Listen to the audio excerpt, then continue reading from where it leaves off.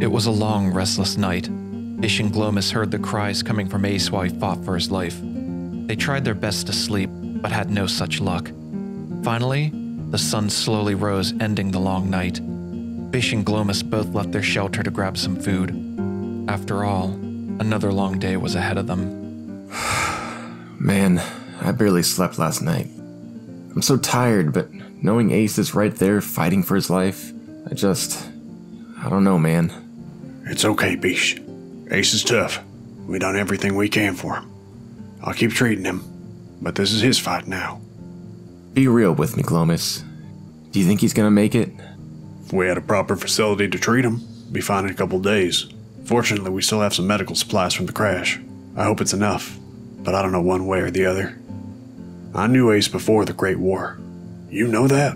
What? Really? You guys never mentioned that before. That's because it wasn't relevant to the mission. We worked together for a period of time.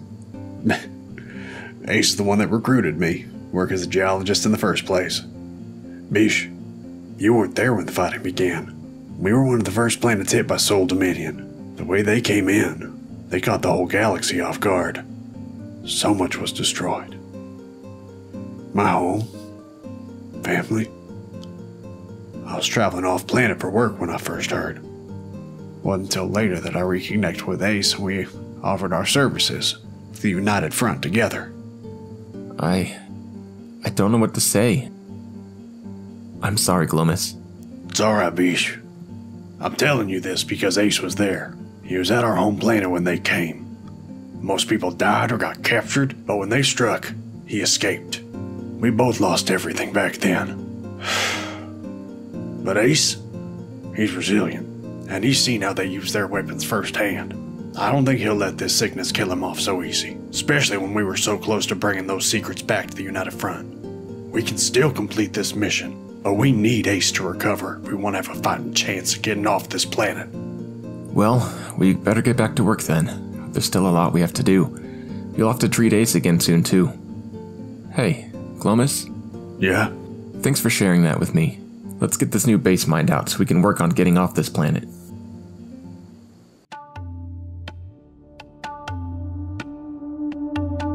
The two men finished talking and went straight to work.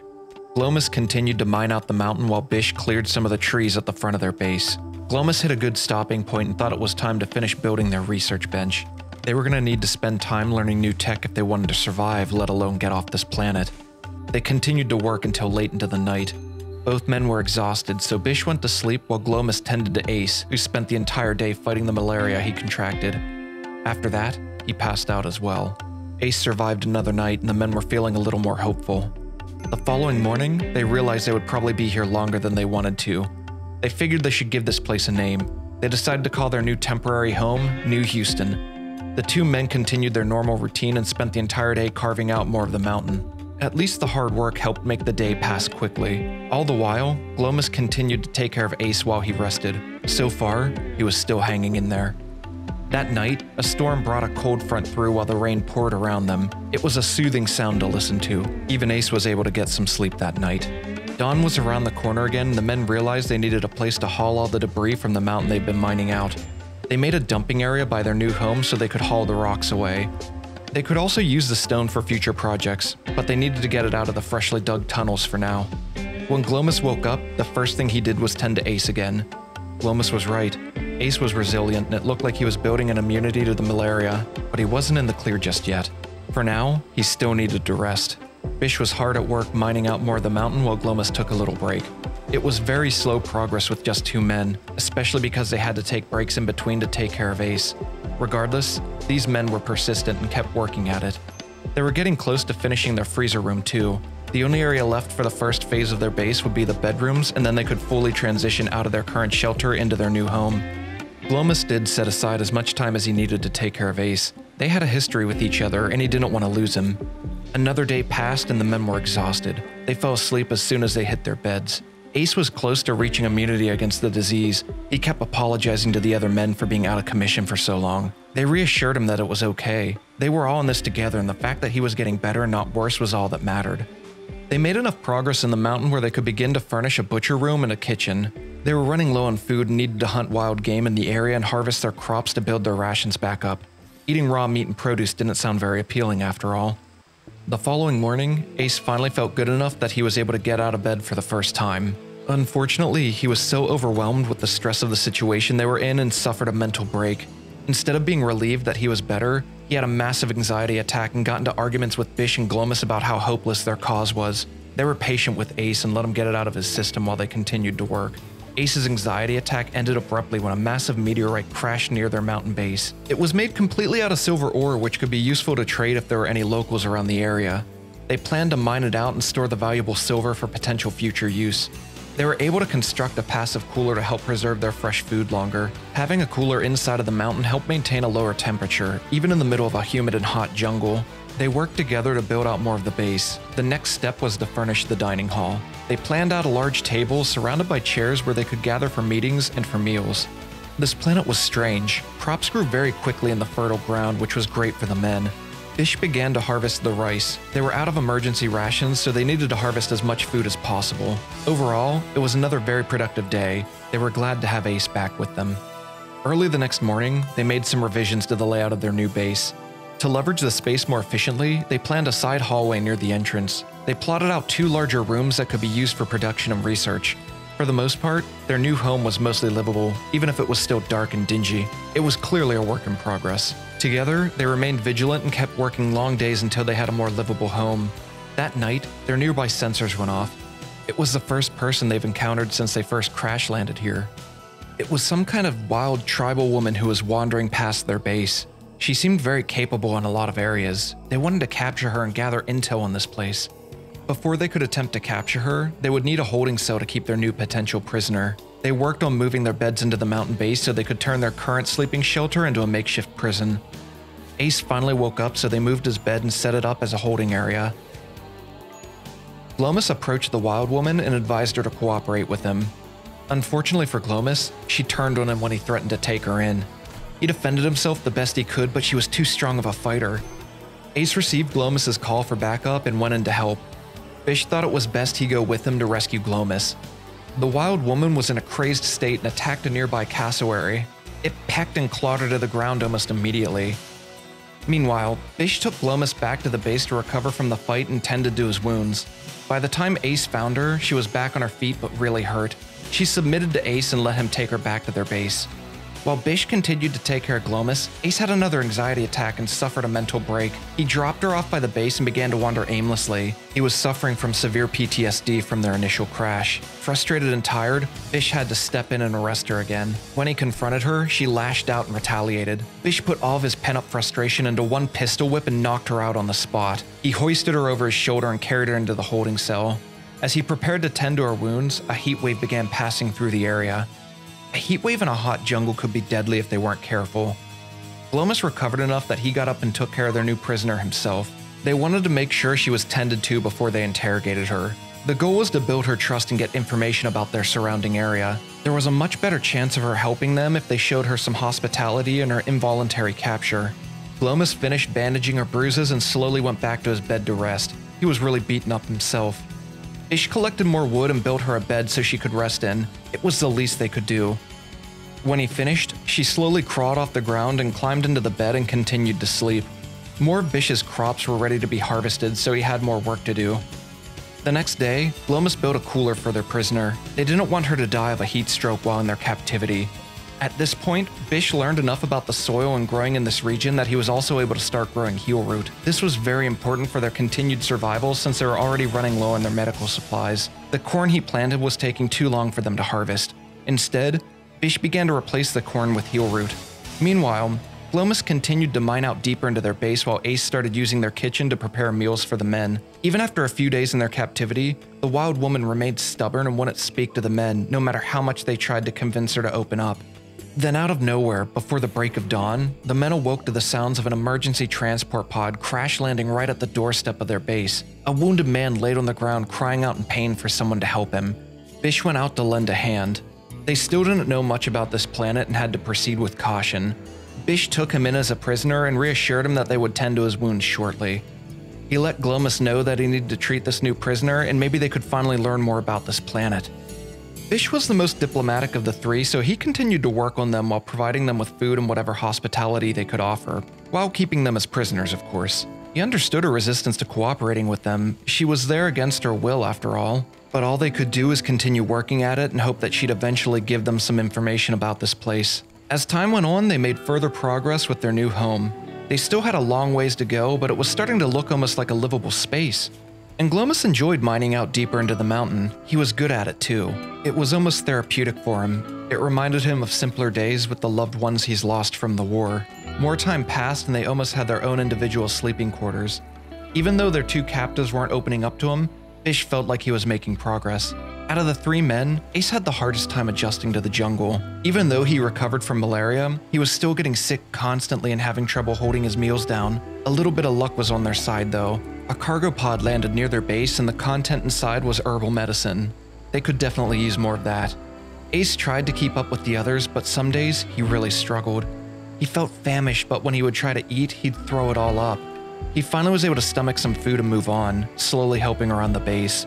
The next day, a small group of 3 huskies wandered into their base and decided to make it their home. They were smart animals and could be trained. They were also happy to have new companions for Gorda, too. The men didn't have any source of electricity yet and were using primitive torches and fire to light their home. But it was better than wandering through a pitch-black cave at night. The harsh jungle weather took its toll on their crops at times, too. Crop blight would ruin their food and supplies they were growing, so Bish would have to go through and remove any blighted crops before it spread and ruined their entire harvest. Glomus tried to help, but Bish was so quick with handling the plants. Fortunately, their losses were minimal.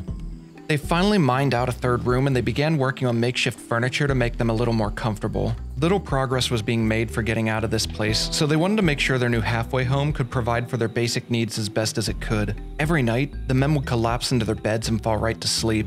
There was little time for resting and leisure while so much work needed to be done. Their sleep was interrupted by their short-range scanner. Another transport pod crashed near their base. Another wounded person. Though this survivor looked to be unskilled and incapable of most labor, they already had 2 prisoners and they couldn't afford another mouth to feed. It was a hard decision, but they knew what had to be done.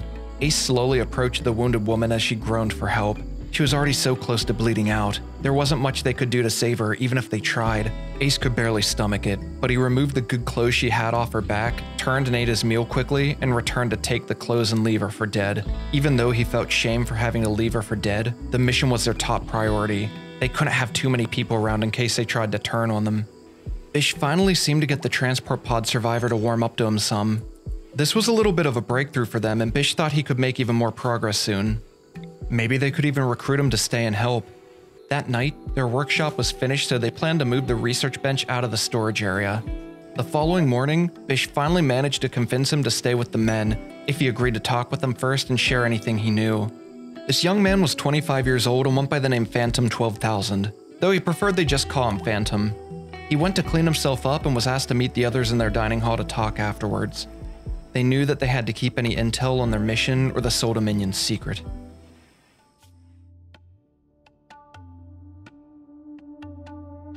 Phantom, we're really happy you're going to stay here with us. And I'm sorry we didn't release you after we patched you up. Nah, man, I get it. And I know my end of the bargain. I'll tell you everything I know about this place. I just hope you're not disappointed. Until a few days ago, I was on a trade vessel passing through. Heck, I don't even know where, because I was in crowd sleep for the journey. The ship was running on autopilot. Next thing I know, I wake up to my pod ejected from my ship before it exploded, and the rest is a blur. All I really remember next is that you brought me in and fixed me up. Well, we're in the same situation as you, my friend. We're foreigners to this planet. We're looking for a way to get out of here. I have spent the past few days locked in with that woman, though. She seems stubborn and all, but she talked to me some, seeing that we were both locked up together and all. She says she was from a peaceful tribe of people who lived off the land, and that there are other tribes like theirs that would trade with them. Peaceful? She didn't seem very peaceful towards Glomus's face. Not now, Ace. We can joke about that later. Well, now, she also told me there are others out there, evil men that pillage and kill for the clothes off your back. Her village was attacked by a group of these pirates, but she survived and has been wandering on her own ever since. The way she described it, these men used advanced technology against them. It sounded like she was talking about regular guns, though. This told me 2 things. 1, there are groups of tribal people here that are primitive. Maybe you'd be able to trade with them. And 2, These raiders sound dangerous, and who knows how many of them there are. Well, isn't that great? Did she say where these pirates are? Nah, I don't think she knows. She said she was able to survive on her own just fine by laying low until she ran into you three. I understand that, but we need to know what we're dealing with here. She's the first person we've encountered since we arrived. Phantom, I appreciate you sharing this with us. We're gonna find a ship or build one ourselves to get off this planet, and it'd be a whole lot easier with your help. All we ask for in return is you pull your own weight. I think I can manage that. I lost everything when my ship exploded, and I don't want to be trapped here either. I won't let you guys down. That's what I like to hear. Welcome to the team. The men were glad to have a new member join them. They would need all the help they can get. Phantom was a young man who always had a passion for music and the arts. When he turned 18, he left his home and used his savings to buy a small ship and started his own trade business. He did alright with local trades until he realized that the real money was in long-distance trade routes. It was something he was new to, and on his first voyage, his ship suffered some kind of catastrophic failure that crossed his path with the other men. To celebrate Phantom joining their group, the men decided to throw a party to properly welcome him. It felt good to take a long-deserved break and just socialize and get to know each other a little more. Bish, Ace, and Glomus were very careful not to reveal details of their involvement in the Great War though. After some time, the men split off to get back to work. Ace was tired of living in such a messy place and focused on cleaning up a little bit while the rest of the men continued working on other tasks. That night, their other prisoner had a mental break and went berserk. She couldn't handle being locked up anymore and began breaking down the door. Instead of simply trying to leave, she took out her frustration on nearby wildlife. After taking out some monkeys and a cobra, she made the mistake of attacking Gorda. She hit her a couple times, but Gorda locked her jaws into her flesh and took her down. Glomus was nearby and he didn't want to get involved until after the fighting ended. He knew Gorda would be just fine. He took their wounded captive back into her holding cell and began tending to the bite wounds she received. Even after treating her, the bite wounds got infected. The good news was that she finally gave in to Bish's recruitment attempts and agreed to join the colony. She finally spoke with the men. Her name was Tatiana, but she went by Asian Government, or Gov for short.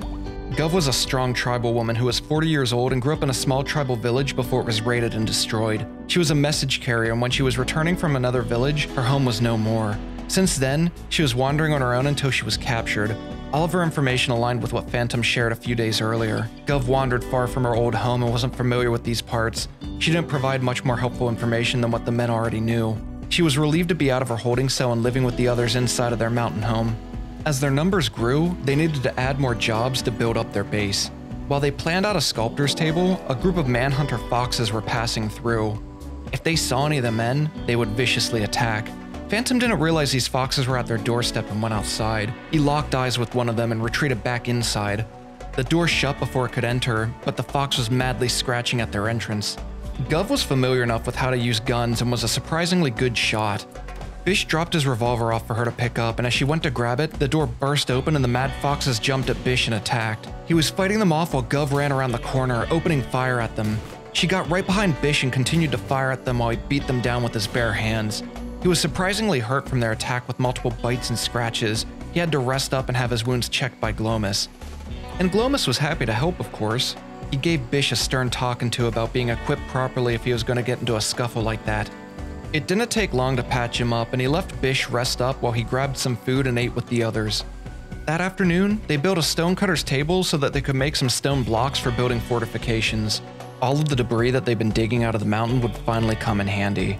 New Houston was slowly growing into a more lively and productive base quickly.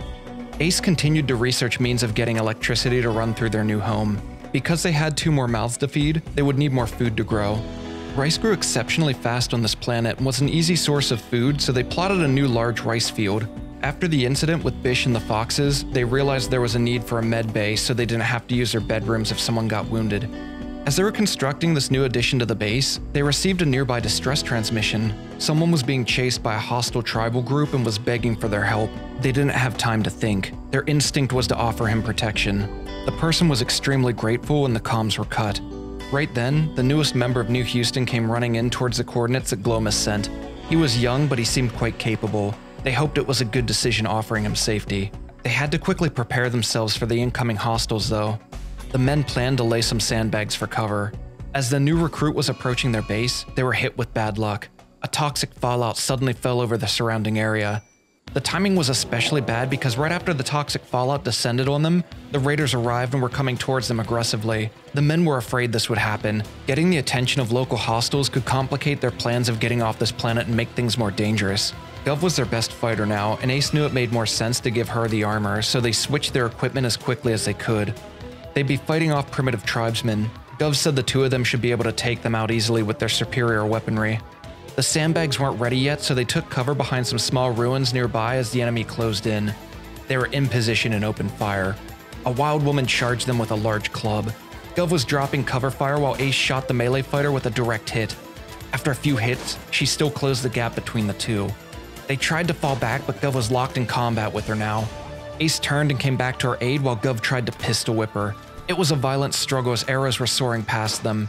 Ace didn't want to hit Gov by accident, so he got out his knife and took her down with a single stab. He fell back into position and the firefight continued. It was hard to land a shot through the dense forest trees and shrubbery. Gov finally lined up a direct shot and took the second one down. The third hostile saw this and began to flee. They continued to fire on him as he ran, and Gov was able to wound him with another shot. They began to hunt him down to ensure he wouldn't come back with reinforcements. Gov was wounded and too slow to keep up, so she fell back. Ace tried his best to catch the final one, but he was fast. Even with being shot, Ace could barely catch up. The enemy began firing his bow at him while he fled, so he took out his rifle. One of the arrows grazed Ace and slightly wounded him, but he kept up his pursuit. He couldn't get a clear shot though. He fired one last shot, but missed. Before the tribal man disappeared into the wilderness, he let one last arrow loose and hit Ace again. Not only did he let the enemy escape, he suffered a pretty bad stomach injury from the arrows that hit him. The fighting left him completely famished. He had to get back to the base to heal and get out of the toxicity, but he needed some food for a little energy first. The other two wounded enemies were as good as dead, so they left them lying as they began to fall back into their shelter while the toxic fallout began to cover the entire jungle. Ace didn't know how much food they had left and how long this fallout would last. He was also losing a lot of blood. He wasn't looking forward to telling the others that one of them escaped. I hope you guys enjoyed this video. Special thanks to those that helped with the voice work for this episode. If you haven't already, check out Mac from Leftover Hamsters and Nate from Igimoto. I also want to thank my newest patrons, CMD Wolf and Boogle24. Thanks so much for your support, guys. I really appreciate it. And a huge thanks to all my patrons who are helping support my channel so that I can one day do this full time and make more videos like this more regularly. If you would like to appear in a future narrative series, please consider becoming a patron. As always, thanks for watching, and until next time, have a good one.